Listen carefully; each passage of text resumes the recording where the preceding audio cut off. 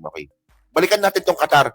Kasi meron tong tanga na OFW na sinasabi na hindi daw po totoo yung nahuli sa Qatar at kasama daw po siya doon. Ayun na, hindi, explain natin to, no? Game, okay. So, kamusta po mga ka-Streetwise? Ako po si Takeru Miyamoto at welcome po sa aking munting channel. So, actually, dapat tapos na po yung issue natin sa Qatar. Di ba? Alam naman po natin yung nangyari sa Qatar, di ba? Meron mga tanga-tangang mga OFW sa Qatar na nag-rally, kahit bawal, inuli ng gobyerno ng Qatar, tapos pinalaya po, and then eventually, ginawa ni PBBM na nakiusap sa Qatari government na i-absuelto yung kaso. Dapat tapos na eh. Okay na sana eh. Yun nga lang, merong bubugok-bugok dito na lumabas na ang sabi niya na, ay ako, kasama ako doon sa hinuli sa Qatar. Hindi naman totoo yun. Tapos na sana ito eh.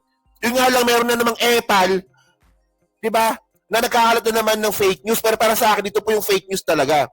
Well, i-debunk nyo na lang ako pag mali ako. Pero para sa akin, merong mga red flag dito sa mga sinabi ng OFW po sa Qatar na sinasabi niya na hindi daw po sila nahuli dahil nagrally sila para kay Duterte. Meron. Oh, pero tinan ninyo ito. Oh, so ito 'yon. Nakita ko to sa bilyonaryo. Okay? So hindi na kakasuhan ng 17 OFW na inaresto noong Marso dahil sa umano'y rally para sa dating Pangulong Rodrigo Duterte. Pero ang isa sa kanila, iginiit na wala naman talaga nangyaring protesta. Narito ang exclusive agenda report. Di ba? Yan, siya. So ito. Mga kababayan, ni-research ko kung sino tong tao po na to. Vlogger po ito! Vlogger to eh! Walang yan. At saka yung way of questioning nga po ng bilyonaryo dito, hindi ko po nagustuhan. Pag-usapan natin na, dapat tapos na to eh. So ano ba? Ano ba? Hindi ko ba matanggap na talagang nahuli kayo dahil hindi ka sumunod sa batas? Diyan sa Qatar? Ni-research ko tong tao po na to. Matagal na po sa Qatar ito. Kilala po sa Qatar ito. Kumbaga doon na sila bumuo ng pamilya sa Qatar. Oh. Tingnan nyo paliwanag ko sa inyo kung bakit may mga red flag ako dito na nakita. Okay? So, actually, ito. Nag-trending to eh. Sa billionaire, sa panoorin natin ha. Ano ba yan? Video file. Ito. Tingnan nyo to.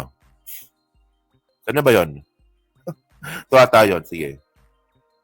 Yeah, basically, ang nangyari is meron na imbitahan tayo.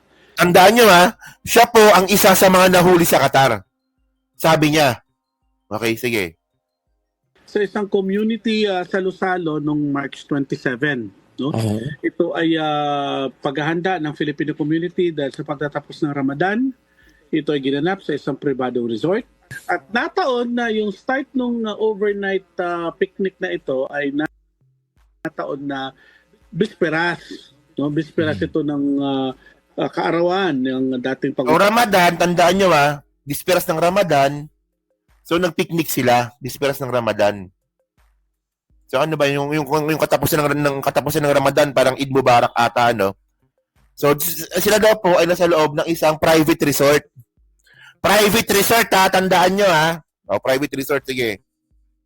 At nataon na yung start nung overnight picnic na ito ay nataon na bisperas.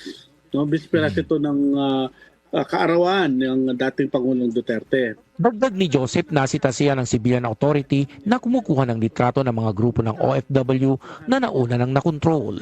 Nagulat na lang siya sa lumabas na sanhi umano ng kanilang pagka-aresto. Ano una naging ninyo yung argumento ninyo ng with the authorities?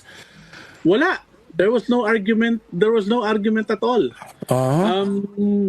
I can tell you my case, no? Pumasok kami, dumating kami ng aking bunso. At sabi ko, bago tayo Hindi. Takayro, hindi ba ang Qatar? Hindi, actually, kasi ako galing akong Saudi, di ba? Sa Al-Kubar tsaka sa Riyadh. Tapos galing din po akong Kuwait, and then nakapagbaring din po ako, less than a year.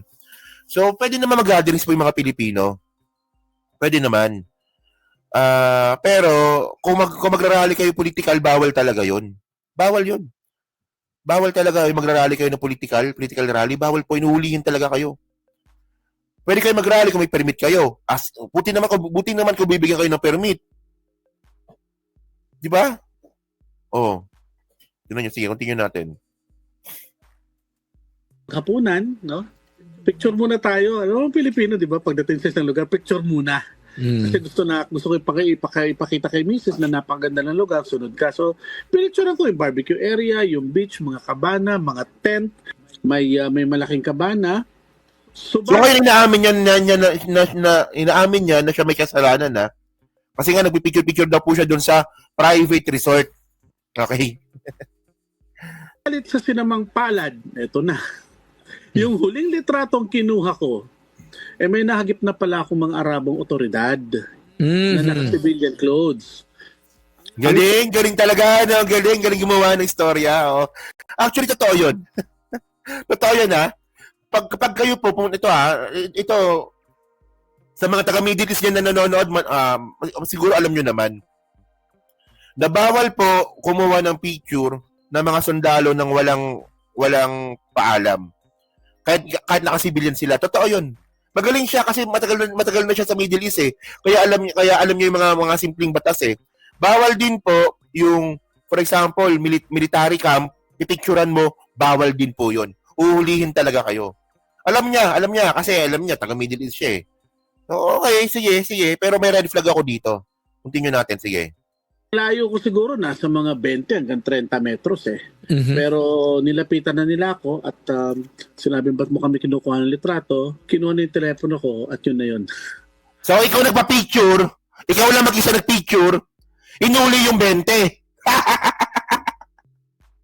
From 20 meters, kinuhanan mo ng picture yung mga sundalo or mga pulis na hindi mo sinasadya, tapos inuli yung 20 dahil sa'yo?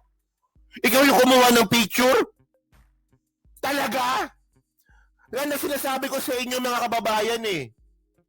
Parang pulburon video lang po ito. Hindi nyo na kailangan mag-isip. Pag sinabi nila, maniwala kayo. Ako po galing po ako Middle East. Alam nyo, nagkataon ito ha. May mga bago kasi akong mga staff. Okay. Yung harap kasi namin, sa may Ramania kami nakatira dati eh. Alam niyo Ramania, di ba, sa Saudi? Ramania ba? Ramania nga.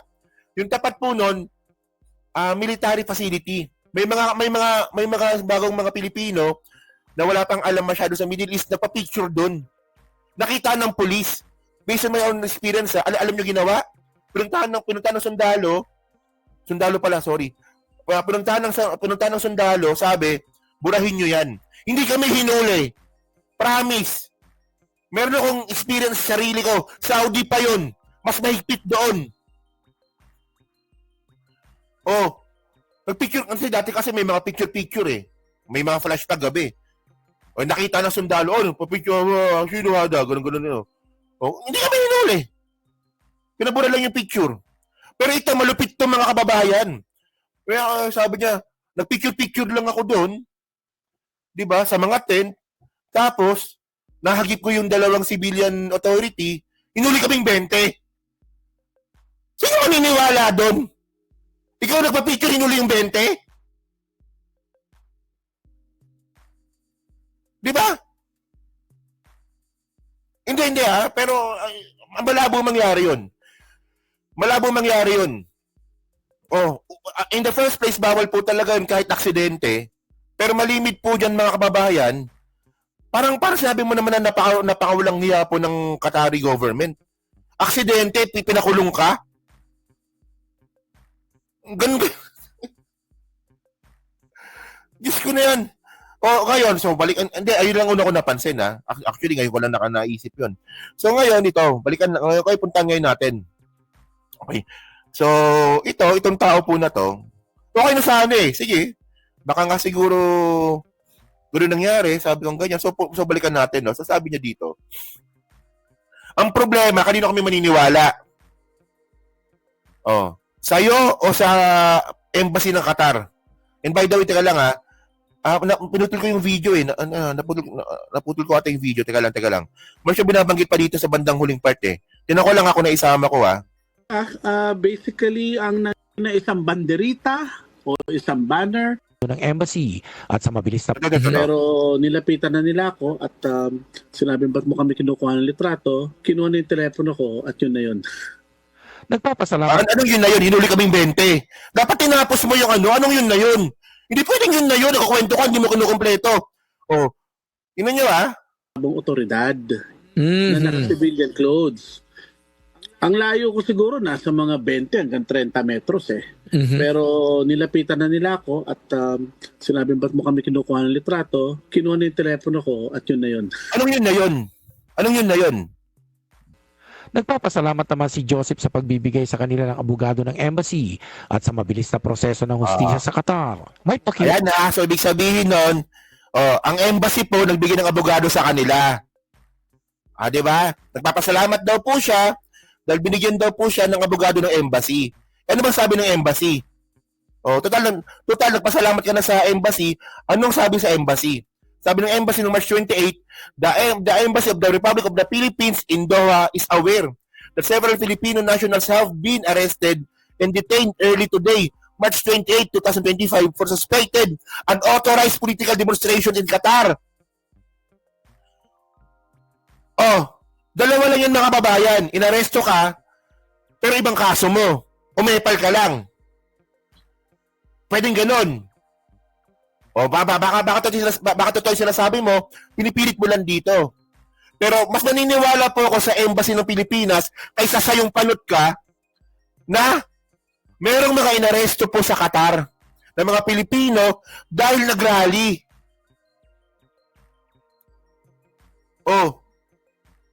Hindi nga, di ba?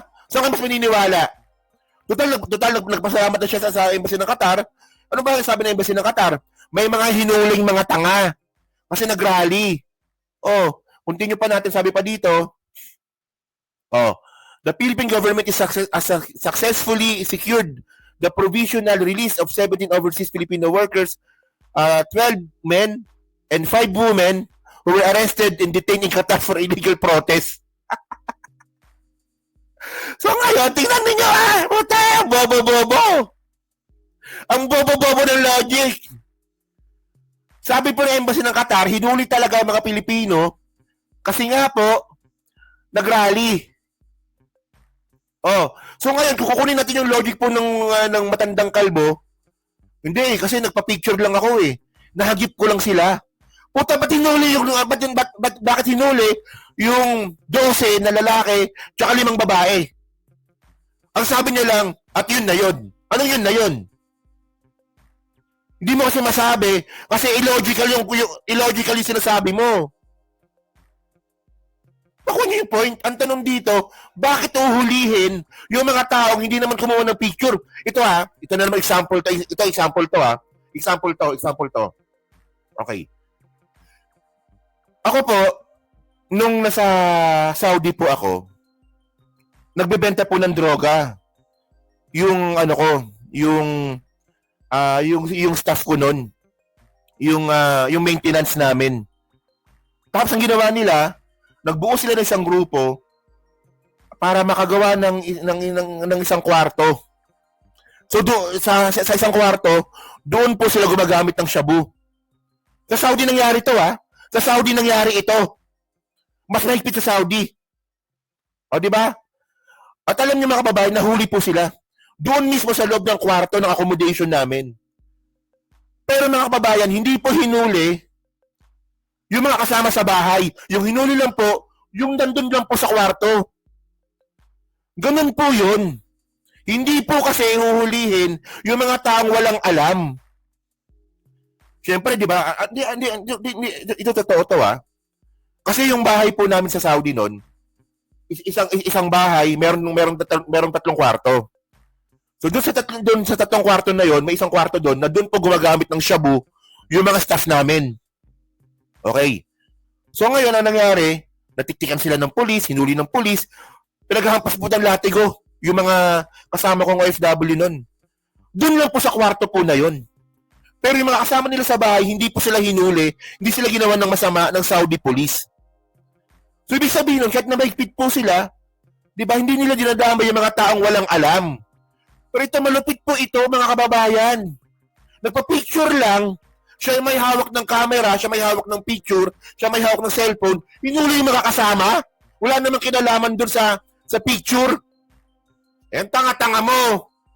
Ginagawa mong tanga yung mga tao. Ayan tayo eh. Oh. Actually, galing ako sa Saudi kaya wag mo akong tatangahin. Walang yan to. Pinalaya ka na ng gobyerno, nagsisinungaling ka pa? Sana nabulok ko na lang sana doon. O ngayon, ito. Binackground check ko po itong tao po na to. Kung sino yan. Oh. And by the way, mga kababayan, ito galing itong The Jerusalem Post. Isang Middle East-based na newspaper po sa Middle East. Oh. Qatar arrests 16 Filipino workers for unlawful protest. Oh, hindi lang po siya nabalita sa mainstream media ng Pilipinas. Nabalita rin po siya pati rin po sa Middle East. Ay, maraming salamat po kay may mga nagpalipad pa pala, no? So, thank you pala kay Maria Carol Fujiyami, hello po. Kay Dominador Feliciano, kay Leo Chiling, thank you po pala, tsaka yan. Hindi kasi mapapansin, baka sinungaling kasi. Ayan, no, pati po Jerusalem Post, to. Oh, di ba? So, ngayon, binakround check ko po ito. Itong taon na to. Yan. Okay na sana eh. Yun nga lang po kasi mga kababayan. Ito siya. Joseph Timothy Granada Rivera. Ako OFW party list nominee. Siya yan eh. Di ba kamag-anak siguro na to ni Victor Rodriguez. Oh. Mas stricto ang Saudi kaysa Qatar. 11 years ako sa Saudi. O di ba? Stricto doon. Pero mga kababayan, base po sa experience ko, kung sino lang po may kasalanan, sila lang po yung uhulihin. Oh. So ngayon ito yan. So ito na siya. Timothy Joseph Granada Rivera, siya yan. Ngayon, nahanap ko siya, di ba? Akala mo Oh. So siya po ay isang nominee po ng FW. Alam nyo, napakasinungaling mo, FW nominee ka pa pala. Hindi pwedeng ganyan. Hindi ka pa nananalo, sinungaling ka na. Nakakaya sa party list mo, napakasinungaling mo pala. Oh. So ngayon, hindi kasi ang point dito, saan ako maniniwala? Sa Qatari, sa embassy ng Qatar? Philippine Embassy ng Qatar? O sa kanya? And by the way, mga kababayan, sa pag-aalungkot ko nga po sa kanya, nakita ko itong mga post po na to. DDS po siya, mga kababayan. Oh, what a coincidence. Wakan ng ina. Ano yun? DDS po siya. Ito yung point ko eh. Maniniwala na sana ako eh. Ay, baka hindi ko na i-content to. Di ba? Pabayaan mo siya kung sinungaling siya. Yun naman pala, DDS pala. Maniniwala ako sa kanya kung talagang nagpa-picture siya, nakita ko yung Facebook niya na walang halong politika yung Facebook niya, di ba? Na hindi siya DDS, walang politika sa Facebook, maniniwala talaga ako. Yun nga lang po, DDS po. Oh, so ano ba, coincidence ba yun? Na hinuli ka, nagpa-picture, tapos DDS ka? Ayan, anong to? Oh. Ito dito meron siyang post dito, March 26. Oh. Parang konting delay lang sa padala. Congressional retaliation na agad.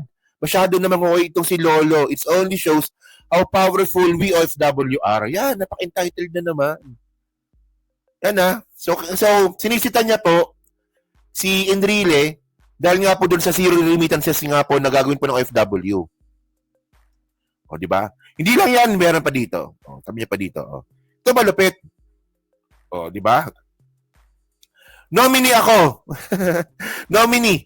Ako, OFW party list. O, sabi niya dito, insulto to our justice system. About kay Digong nung hinuli. Having faith in our own judicial system, it would have been in our best interest if the culprits of the EJK during the drug war on drugs, were just charged and tried here in the Philippines. Oh. So ngayon ang gusto niya pala, yung kay Digong, yung mga kaso ni Digong sa Pilipinas netizen. Ay, DDS nga. DDS nga. Di ba? Then nakuha nyo yung point ko mga kababayan, di ba? For example, isang tao out of nowhere, na pamilyado, nagpa-picture lang. Di ba? Yung, respect to OFWs, hindi. Babalikan ko yan. Ilagay na natin yan dyan. Di para kasi sa akin, o, di ba? May nagsalita na isa sa mga nahuli. Okay. Okay na yun eh. Di ba kung nakita mo naman na talagang, ay puta na, nahuli lang talaga kasi nagpapapicture, ganun, bla bla, etc. Yun nga lang po kasi DDS. Nabahiran ka ng DDS ka. Ano ba yung coincidence ba yun? Oh. Di ako, galing po akong OFW. Di ba? Galing po akong abroad. Wala akong naniniwala naman po ako, no, na, di ba, na talagang kailangan nating suportahan yung mga OFW po natin. Pinanggalingan ko po yan. Oo. Hindi po madali mag-abroad, sa totoo lang. Maraming nasirang pamilya dahil pa sa pag-abroad. Oo. Di ba yung sakripisyo pa lang nun, mahirap na talaga yon. Pero Diyos ko naman, di ba? Ako naniniwala po ako na ibigay po natin yung respeto sa mga taong dapat bigyan ng respeto. Yung mga taong mga sinungaling, wag po yung mga taong sinungaling, wag pong bigyan ng respeto. Kahit OFW pa sila. Men. Diyos ko. Pero nakuha niyo yung point ko, di ba? Oh. Send ko yung link. Yan. So at least, debunk na natin to. Di ba? Maraming red flag tong si Kuya. Di ba? Wala na pala. Yan na. So yun mga kababayan, so kayo po, no, ano pong masabi nyo nga po dito sa isang OFW daw, di umano, sabi niya, na siya daw po ay kasama sa mga hinuli. Naniniwala ba kayo sa kanya? Naniniwala ba kayo sa kanya? Kasi ako hindi. Di ba? So, nasa comment lang po sa baba at binabasa ko pong lahat yan. Siyempre, dyan po sa Team Replay, pa-like, pa-subscribe. At hindi naman kalabisan, pa-share na rin po ng video po na to. And by the way, sa pinakahuling message nga po natin, ang masabi ko dito, sana hindi ka nalang pinatakas. Sana hindi ka nalang tinulungan ng gobyerno kasi magsisinungaling ka rin pala in the end para suportahan si Digong. Di ba sana nabulok ka na lang sana sa kulungan. Ako disappointment.